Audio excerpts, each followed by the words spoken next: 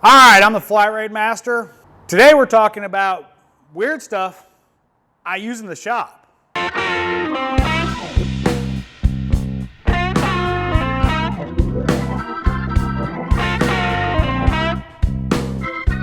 Now this one was suggested by a viewer, and I've been thinking about doing one of these things for a little bit and decided today was a good day. So if you have a suggestion for a show topic, put it in the comments or email me at flatratemaster@gmail.com and I might do it. You never know. So first thing we're going to talk about, and this is one that it was such a light bulb moment when I found out about it. It was because it's so simple yet so off the wall. And no, I did not invent it. No, I did not figure it out. I stole it from somebody else. But it is a very cool use of a non-automotive tool. It is a seam splitter. You can buy these at Walmart, Amazon. They're in the sewing department. And all it's designed to do is when somebody's sewing something and they want to, basically rip apart a seam, they use this. It'll cut through the stitching. Well, what it does really well is if you need to get into a wiring harness, a wiring loom, or anything like that, all you got to do is insert it, and as long as you're not too aggressive, quick and easy as that, you have access to your wires. Now again, I didn't invent it, but it's something I use constantly nowadays. It's just one of those things that they're like $2. Buy a couple of them because you will break a couple. They're not super strong, but really, really handy tools for wiring looms. Next one up is kind of something that I'm sure a lot of technicians have in their toolbox for various reasons. A lighter. Good old-fashioned lighter. Why? Well, I use it a lot of times for heat shrink, mostly because I'm in the middle of soldering. I don't want to pull out a torch in the guard and all that. And a real torch generally is too hot. Again, a heat gun is too cumbersome. This is just has the right amount of heat. You can control it easily. It just works well. That's why a lot of guys use it. You can also light your buddy's cigar, but that's another topic. Next one, I think everybody should have in their toolbox, but they may not. And if you notice, they hang in my toolbox. Masking tape and duct tape. Why duct tape? Well, the old saying, you can't, expletive duck it. Well, I use this a lot of times for the vapor barriers when the adhesive is past its prime, but you still have a good vapor barrier. I'll use little pieces of this just to tape it back up so it stays where it should be, so it actually does its job. You want to screw with a coworker, works good for that too. Masking tape. Now, a lot of times I'll use this when I'm carbon cleaning, Volkswagen engines. I'll tape off the cylinders I'm not doing at that point, just so none of the walnut blasting media gets into those cylinders.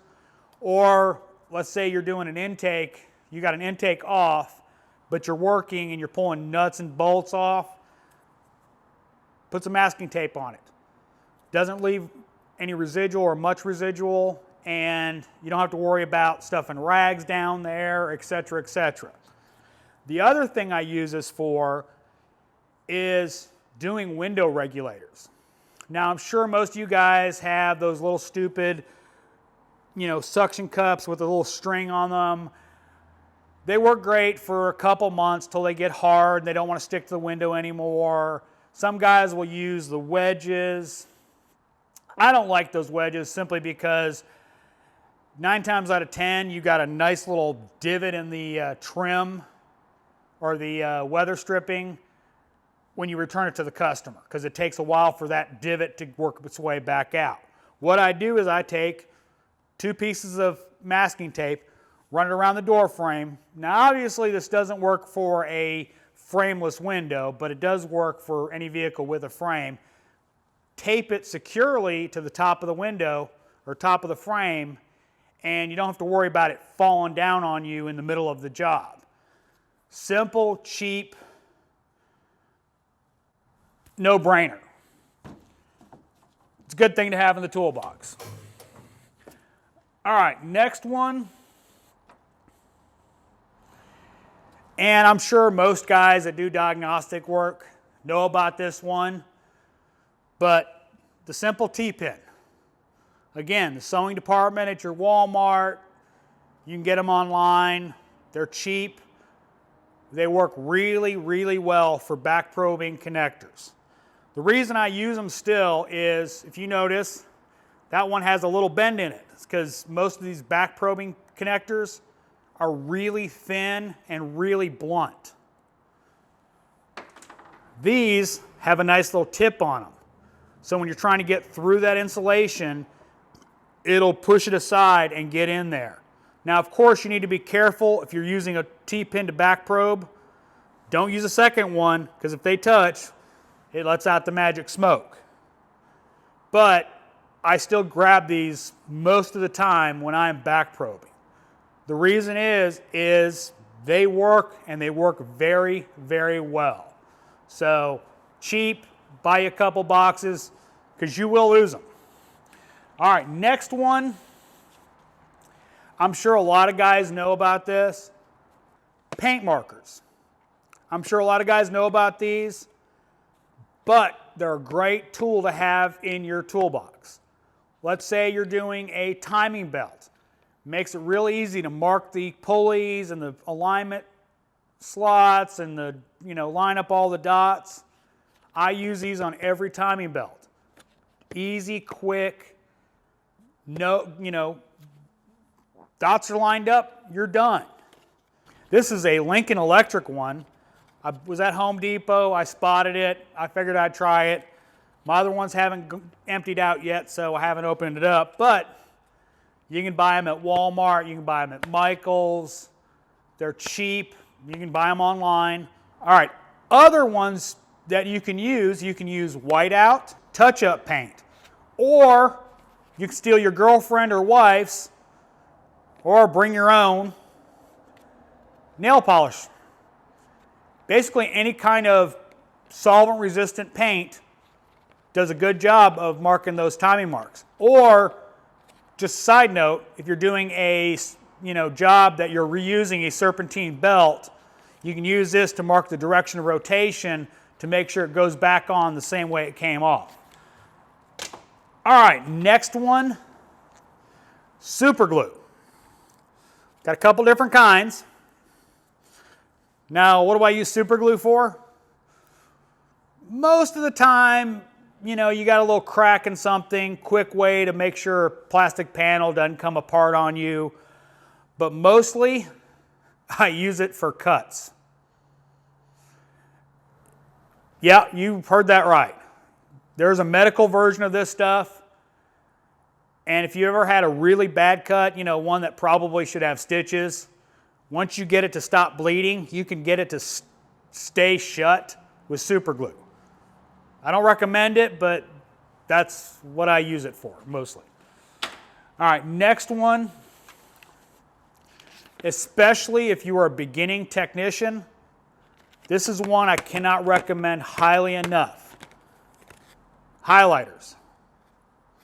Get yourself a pack of multicolor. What these work really, really well for, wiring diagrams.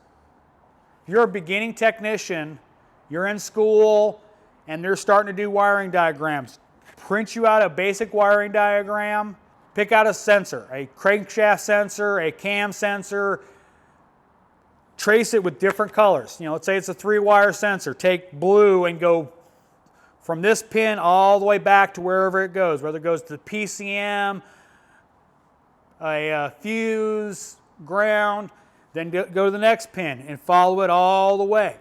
It's a great way to help you not only understand a wiring diagram, but it's also a great way to learn how to read a wiring diagram, because basically you have to follow it from start to finish. I don't use these as much as I used to, simply because we have desktop computers and I generally just do it on the desktop. But I will print out a diagram and go through and mark it up with highlighters if I've got a weird problem or I really need to figure out exactly where things are all going. But it's a good tip to help you guys figure out wiring problems. Get yourself a pack of highlighters. They're not expensive and will help you on wiring diagram. Question for you guys and gals.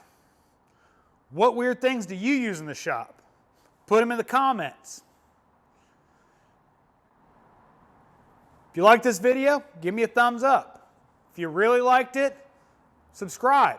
Make sure and hit that bell notification so you get notified when I put out new videos. If you didn't like the video, give me a thumbs down. Again, comments, always appreciated. And as always, thanks for watching. I am the Flat Rate Master.